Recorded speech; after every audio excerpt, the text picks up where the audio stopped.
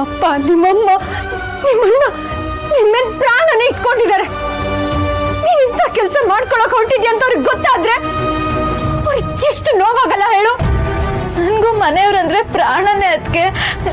ಆದ್ರೆ ನಾನು ಇಷ್ಟಪಟ್ಟಿರೋ ಹುಡ್ಗನ್ನ ಅವ್ರು ಯಾರು ಒಪ್ತಾ ಇಲ್ಲ. ಈ ಕಡೆ ಹೆತ್ತವರು, ಈ ಕಡೆ ಇಷ್ಟಪಟ್ಟಿರೋ ಹುಡ್ಗ, ಇವರಿಬ್ರ ಮಧ್ಯೆ ಸಿಕ್ಕಿ ನಾನು ದಿನ ಸಾಯ್ತಾ ಇದ್ದೀನಿ.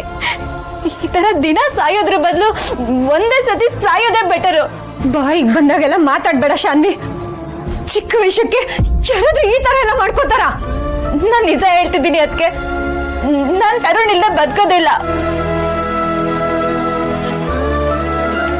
ಅದಕ್ಕೆ ನೀವ್ ಈ ಮನೆ ದೊಡ್ಡ ಸೊಸೆ, ನೀವ್ ಹೇಳಿದ್ರೆ ಇವ್ರು ಯಾರು ಆ ಮಾತನ್ನ ತೆಗ್ದು ಹಾಕೋದಿಲ್ಲ. ಪ್ಲೀಸ್ ಅದಕ್ಕೆ ನನ್ಗೆ ಹೆಲ್ಪ್ ಮಾಡ್ತೀರಾ? ನಾವಿಬ್ರು ಒಂದಾಗೋದಕ್ಕೆ ನೀವೇ ಏನಾದ್ರೂ ದಾರಿ ತೋರಿಸಿ. ಅಣ್ಣ ನಿಮ್ ಮಾತನ್ನ ಖಂಡಿತ ಒಪ್ತಾನೆ. ಇಲ್ಲಾಂದ್ರೆ ನಿಜವಾಗ್ಲೂ ನಾನು ಏನಾದ್ರೂ ಮಾಡ್ಕೊಂಡ್ ಬಿಡ್ತೀನಿ.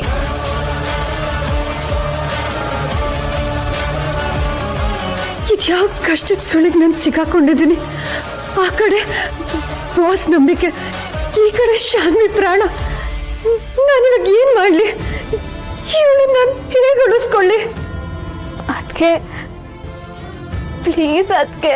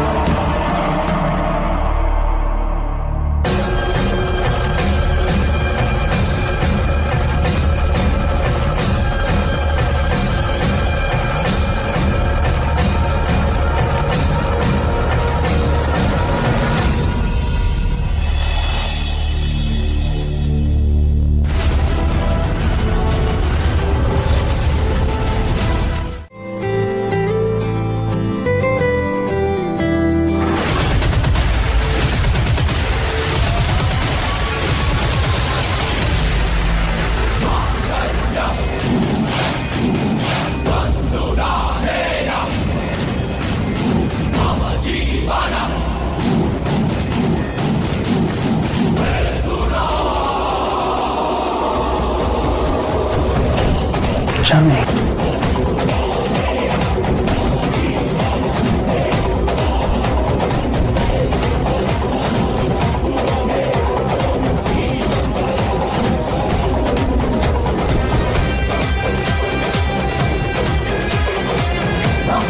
ಅಮ್ಮ, ಬಿಗ್ ಸರ್ಪ್ರೈಸ್.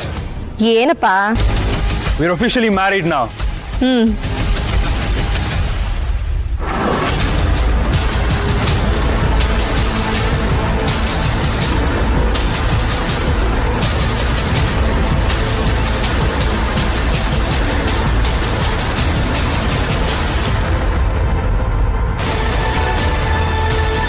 ಅಯ್ಯೋ ಅಯ್ಯೋ ಅಯ್ಯೋ ಅಯ್ಯೋ, ನೀ ತರುಣ ಶಾನ್ವಿ, ಒಂದು ಮಾತು ಷರತ್ತಿಗೆ ಹೇಳದೆ ಕೇಳದೆ ಈಗ ಮದುವೆ ಮಾಡ್ಕೊಂಡು ನಿಂತಿದ್ದೀರಲ್ಲ, ಬುದ್ಧಿ ಇದೆಯಾ ನಿಮ್ಗೆ?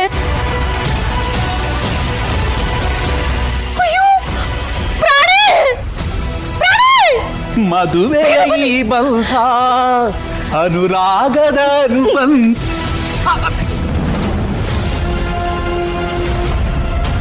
ಏನ್ರು ಇದು? ಓಹೋ, ಯಾವುದೋ ರೀಲ್ಸ್ ಮಾಡೋದಕ್ಕೆ ಶೂಟಿಂಗ್ ಮಾಡ್ಕೊಂಡು ಬಂದಿದ್ದೀರಾ? ಇಲ್ಲ ಅಂದ್ರೆ ನಮ್ಮಿಬ್ರಿಗೂ ಪ್ರಾಂಕ್ ಮಾಡ್ತಾ ಇದ್ದೀರಾ? ನಿಜ ಹೇಳ್ರಪ್ಪ, ಜೀವ ಬಾಯಿ ಬಂದಂಗಿದೆ.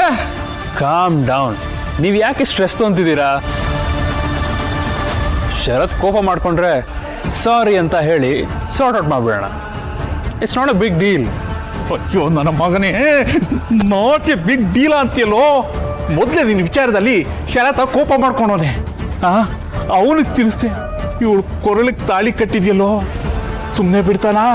ಲೇ, ನೀವೇನು ಕೊಂದೆ ಹಾಕ್ಬಿಡ್ತಾನೆ. ಇವು ಸುಮ್ಮನೆ ಪ್ರಾಣಿ ಹತ್ತಿಸ್ಬೇಡಿ. ಲೇ ತರುಣ, ಶಾನ್ವಿ, ನೀವಿಬ್ರು ಮದ್ವೆ ಆಗಿರೋ ವಿಷಯ ಏನಾದ್ರೂ ಆ ಷರತ್ತು ಗೊತ್ತಾದ್ರೆ ಕೋಪದಲ್ಲಿ ಎಲ್ಲರೂ ಒಟ್ಟಿಗೆ ಮನೆಯಿಂದ ಆಚೆ ಹಾಕಿ ಬೀದಿ ಬಿಸಾಕ್ಬಿಡ್ತಾನೆ. ಅಂತೂ ಇಂತೂ ನಾನು ಬೀದಿಲಿ ನಿಲ್ಲೋ ಟೈಮ್ ಬಂತು. ಪ್ರಾಣಿ, ಪ್ರಾಣಿ, ನನ್ನ ಸತ್ಯ ಪ್ರಾಣಿ. ದಮೋ, ದಮೋ, ಲೇ ದಮ್. ದಮೋ, ನೋಡು, ಇದೆಲ್ಲ ಬೇಕಿತ್ತನೋ? ದಮೋ. ಅಯ್ಯೋ ಭಗವಂತ, ಯಾಕೋ ಹೀಗ್ ಮಾಡ್ದೆ? ನಾನು ಹೊಟ್ಟೆ ಹೊರಸಕ್ಕೆ ಹುಟ್ಟಿದೆಯಲ್ಲೋ.